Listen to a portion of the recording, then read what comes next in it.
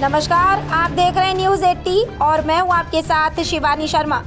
उत्तर प्रदेश की राजनीति, मौसम, किसान, अदालत और बड़ी प्रशासनिक खबरों के साथ हाजिर है आज की 15 फटाफट बड़ी खबरें। तो चलिए शुरू करते हैं आज का सुपरफास्ट बुलेटिन। उत्तर प्रदेश सरकार ने विद्यालयी शिक्षा में पारदर्शिता और जवाबदेही बढ़ाने के लिए महत्वपूर्ण कदम उठाया। वित्तीय वर्ष 2025 से 2026 में समग्र शिक्षा और पीएम की श्री योजना के तहत चयनित परिषदीय विद्यालयों के पुस्तकालयों के लिए खरीदी गई पुस्तकों की आपूर्ति और भुगतान का जनपदवार सत्यापन कराया जाएगा। जिला बेसिक शिक्षा अधिकारियों को प्रकाशकों और आपूर्तिकर्ताओं द्वारा उपलब्ध कराए गए विवरणों का अभिलेखों से मिलान कर प्रमाणित रिपोर्ट शासन को भेजने के निर्देश दिए गए। मुख्यमंत्री योगी आदित्यनाथ के नेतृत्व में ये पहल सुनिश्चित करेगी कि पुस्तकालय केवल कागजों पर न चले बल्कि विद्यार्थियों तक गुणवत्तापूर्ण शैक्षणिक संसाधन वास्तविक रूप से पहुंचे। उत्तर प्रदेश पुलिस भर्ती एवं पदोन्नति बोर्ड ने आरक्षी, नागरिक पुलिस एवं समकक्ष पदों की सीधी भर्ती के लिए लिखित परीक्षा का कार्यक्रम जारी कर दिया है। परीक्षा 8, 9 और 10 जून 2026 को आयोजित होगी। 8 और 9 जून को सभी जिलों में 2 पालियों में परीक्षा होगी, जबकि पहली पाली सुबह 10 से 12 बजे तक और दूसरी पाली दोपहर 3 बजे से 5 बजे तक चलेगी। अभ्यर्थी परीक्षा तिथि से 3 दिन पहले प्रवेश पत्र डाउनलोड कर सकेंगे।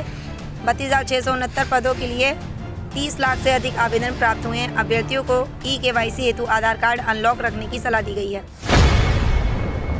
मुख्यमंत्री योगी आदित्यनाथ ने जनता दर्शन के अधिकारियों को आमजन की शिकायतों का समयबद्ध और प्रभावी निस्तारण सुनिश्चित करने के निर्देश दिए। उन्होंने कहा कि राजस्व और पुलिस मामलों में अनावश्यक देरी पर संबंधित अधिकारियों की जवाबदेही तय की जाए तथा 6 माह से अधिक लंबित मामलों की समीक्षा हो। इस दौरान हापुड़ से आई एक छात्रा ने आर्थिक तंगी के कारण पढ़ाई में आ रही कठिनाइयों की जानकारी दी।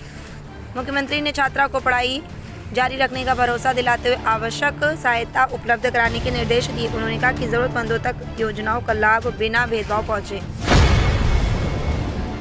राष्ट्रीय परिवार स्वास्थ्य सर्वेक्षण की रिपोर्ट में उत्तर प्रदेश ने सामाजिक विकास और महिला सशक्तिकरण के कई मानकों पर उल्लेखनीय प्रगति दर्ज की है। मुख्यमंत्री योगी आदित्यनाथ के नेतृत्व में बिजली, स्वास्थ्य बीमा, सुरक्षित पेयजल और मातृ शिशु स्वास्थ्य सेवाओं की पहुंच में बड़ा विस्तार हुआ है। कुल प्रजनन दर घटकर 2.2 पर पहुंच गई है, जबकि संस्थागत प्रसव और पूर्ण टीकाकरण के आंकड़ों में भी उल्लेखनीय वृद्धि हुई है। कुपोषण में कमी और महिलाओं की आर्थिक भागीदारी बढ़ी है। स्वयं संचालित बैंक खाते रखने वाली महिलाओं का प्रतिशत बढ़कर 83.5% तक पहुंच गया है। मुख्यमंत्री योगी आदित्यनाथ ने सोमवार को लोक भवन में आयोजित समारोह में यूपी बोर्ड, CBSE, ICSE और संस्कृत शिक्षा परिषद के 223 मेधावी छात्र छात्राओं को सम्मानित किया। उन्होंने प्रत्येक मेधावी को 1 लाख रुपए, टैबलेट और प्रशस्ति पत्र प्रदान किया। साथ ही देश भर में 1459 जिला स्तरीय मेधावियों को भी सम्मानित किया गया। मुख्यमंत्री ने छात्रों को सोशल मीडिया का सीमित उपयोग करने, समाचार पत्र पढ़ने और पढ़ाई पर ध्यान केंद्रित करने की सलाह दी। अभिभावकों से छोटे बच्चों को मोबाइल से दूर रखकर रचनात्मक गतिविधियों से जोड़ने का आग्रह किया। उन्होंने नकल विहीन परीक्षा व्यवस्था की भी सराहना की। मुख्यमंत्री योगी आदित्यनाथ ने बिजनौर के अफजलगढ़ में आयोजित कार्यक्रम में गाजियाबाद के चर्चित सूर्या चौहान हत्याकांड पर पहली बार प्रतिक्रिया दी। उन्होंने कहा कि दोस्ती की आड़ में छुरेबाजी किसी भी कीमत पर बर्दाश्त नहीं की जाएगी और अपराधियों के खिलाफ सख्त कार्रवाई जारी रहेगी। मुख्यमंत्री ने कहा कि बच्चों को अच्छे संस्कार देना परिवार और समाज की जिम्मेदारी है। कार्यक्रम के दौरान उन्होंने पाकिस्तान से विस्थापित 1645 से हिंदू सिख परिवारों और 50 पूर्व सैनिकों को भूमि अधिकार पत्र भी वितरित किए। उन्होंने इसे न्याय और सम्मान दिलाने की दिशा में महत्वपूर्ण कदम बताया। गाजियाबाद के खोड़ा क्षेत्र में सूर्या चौहान हत्याकांड के मुख्य आरोपी असद के पुलिस मुठभेड़ में मारे जाने के बाद भाजपा नेता संगीत सोम ने पुलिस कार्रवाई का समर्थन किया है। उन्होंने कहा कि हत्या जैसी घटनाओं में शामिल लोगों के खिलाफ सख्त कार्रवाई जरूरी है और ऐसे मामलों की निष्पक्ष जांच होनी चाहिए। सोम ने खोड़ा सहित संवेदनशील क्षेत्रों में रह रहे लोगों के सत्यापन की मांग भी उठाई। उल्लेखनीय कि 28 मई को 17 वर्षीय सूर्या चौहान की चाकू मारकर हत्या कर दी गई थी। घटना के बाद क्षेत्र में तनाव फैल गया था, जबकि पुलिस मामले की जांच में जुटी है। उत्तर प्रदेश विधानसभा चुनाव 2027 से पहले बहुजन समाज पार्टी अपनी राजनीतिक जमीन मजबूत करने की रणनीति पर काम कर रही है। पार्टी प्रमुख मायावती पुराने और प्रभावशाली नेताओं की वापसी के जरिए संगठन को पुनर्जीवित करने की कोशिश कर रही है। हाल ही में कुछ पूर्व नेताओं की पार्टी में वापसी को इसी रणनीति का हिस्सा माना जा रहा है। राजनीतिक विशेषज्ञों का मानना है कि यदि बसपा अपने पारंपरिक दलित वोट बैंक और पुराने जनाधार को फिर से जोड़ने में सफल रहती है तो आगामी चुनावों में भाजपा, सपा और कांग्रेस के समीकरण प्रभावित हो सकते हैं।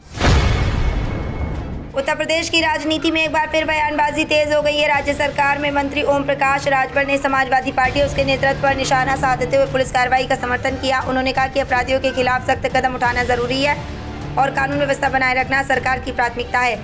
इस बीच मामले के मुख्य आरोपी असद के खिलाफ प्रशासनिक कार्रवाई भी जारी है। घटना के बाद सत्ता पक्ष और विपक्ष के बीच आरोप प्रत्यारोप का दौर तेज हो गया है, जिससे राजनीतिक माहौल गर्मा गया है। समाजवादी पार्टी के राष्ट्रीय अध्यक्ष अखिलेश यादव ने उत्तर प्रदेश सरकार पर भ्रष्टाचार और बेईमानी के गंभीर आरोप लगाए। उन्होंने कहा कि भाजपा शासन में तहसीलें भ्रष्टाचार के अड्डे बन गई हैं और जमीनों पर कब्जे तथा अवैध गतिविधियों को संरक्षण मिल रहा है। अखिलेश यादव ने आरोप लगाया कि सरकार झूठ और तिकड़म के जरिए चुनाव जीतती है। उन्होंने ये भी दावा किया कि जनता आगामी चुनाव में भाजपा को सत्ता से बाहर निकालेगी। उन्होंने ये भी दावा किया कि जनता आगामी चुनाव में भाजपा को सत्ता से बाहर करेगी। इस बयान के बाद प्रदेश की राजनीति में सत्ता पक्ष और विपक्ष के बीच आरोप प्रत्यारोप का दौर तेज हो गया है। मुख्यमंत्री योगी आदित्यनाथ ने नागरिक सुरक्षा विभाग को जन सुरक्षा और आपदा प्रबंधन के क्षेत्र में मजबूत, आधुनिक और सक्षम संस्था बनाने के निर्देश दिए। मुख्यमंत्री आवास पर हुई समीक्षा बैठक में उन्होंने स्वयंसेवकों के आधुनिक प्रशिक्षण, अधिक जन भागीदारी और एनसीसी एनएसएस के सहयोग पर जोर दिया। उन्होंने राहत, बचाव और अग्निशमन, प्राथमिक चिकित्सा और आपात निकासी सेवाओं को सशक्त करने के निर्देश दिए। साथ ही सेवानिवृत्त सैनिकों की सेवाओं को प्रशिक्षण में शामिल करने की बात कही। बैठक में बताया गया कि प्रदेश के सभी 75 जिलों में नागरिक सुरक्षा इकाइयों का विस्तार किया जा चुका है। रेलवे भर्ती बोर्ड प्रयागराज के तकनीशियन ग्रेड 3 भर्ती 2025 का सीबीटी परिणाम जारी कर दिया। इस परीक्षा में कुल 235 अभ्यर्थियों का चयन किया गया, जिन्हें दस्तावेज सत्यापन और मेडिकल परीक्षा के लिए अंतिम रूप से शॉर्टलिस्ट किया गया। उम्मीदवार अपना रिजल्ट और स्कोर कार्ड आरआरबी की आधिकारिक वेबसाइट पर पंजीकरण नंबर और जन्म तिथि की मदद से देख सकते हैं। यह सुविधा 16 जून 2026 तक उपलब्ध रहेगी। चयनित अभ्यर्थियों को जल्द ही ई-कॉल लेटर भेजे जाएंगे। ये भर्ती पूरी तरह मेरिट आधारित है और अगला चरण दस्तावेज सत्यापन तथा चिकित्सा जांच होगा। उत्तर प्रदेश में समय से पहले विधानसभा चुनाव की अटकलों के बीच राजनीतिक हलचल तेज हो गई है। जनगणना की तैयारियों से जुड़े प्रशासनिक बदलावों के बाद ऐसी चर्चाएं बढ़ी। अखिलेश यादव ने कार्यकर्ताओं को चुनावी मोड में रहने और पूरी तैयारी रखने का संदेश दिया। समाजवादी पार्टी संगठन ने रणनीतिक बैठकें हुई। वहीं भारतीय जनता पार्टी भी अपनी चुनावी तैयारियों की समीक्षा कर रही है। राजनीतिक विशेषज्ञों के अनुसार संभावित बदलाव का असर कई राज्यों पर पड़ सकता है। फिलहाल सभी दल चुनाव आयोग के अगले निर्णय का इंतजार कर रहे हैं। लगातार स्थिति पर टिकी हुई है। उत्तर प्रदेश के मुख्यमंत्री केशव प्रसाद मौर्य ने कहा कि राज्य में अब पढ़ने और पढ़ाने का बेहतर माहौल बन रहा है। उन्होंने नकल अध्यादेश का जिक्र करते हुए कहा कि इससे छात्रों में पढ़ाई के प्रति गंभीरता बढ़ी है, जिसकी शुरुआत कल्याण सिंह के समय की नीतियों से जुड़ी है। उन्होंने मेधावी छात्रों के लिए सड़क जैसी सुविधाओं का उल्लेख किया है और कहा कि सरकार हर योग्य छात्रों को आगे बढ़ाने में मदद करेगी। नरेंद्र मोदी के बेटी बचाओ बेटी पढ़ाओ अभियान से बालिकाएं आगे बढ़ रही हैं। उन्होंने कहा कि उत्तर प्रदेश जल्द शिक्षा में देश में अग्रणी होगा।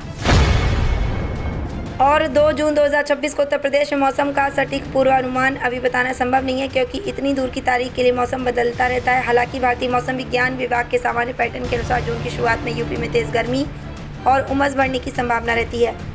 अधिकतम तापमान 38 से 45 डिग्री सेल्सियस तक जा सकता है। कुछ इलाकों में हीटवेव की स्थिति बन सकती है। दोपहर बाद हल्के बादल या गरज चमक के साथ बारिश की संभावना भी बनी रहती है, लेकिन ये स्थानीय परिस्थितियों पर निर्भर करेगा। जून में मानसून की आहट भी शुरू हो जाती है। तो ये थी आज की 15 फटाफट खबरें। अगर आपको वीडियो पसंद आया तो वीडियो को लाइक, शेयर व कमेंट जरूर करें। धन्यवाद।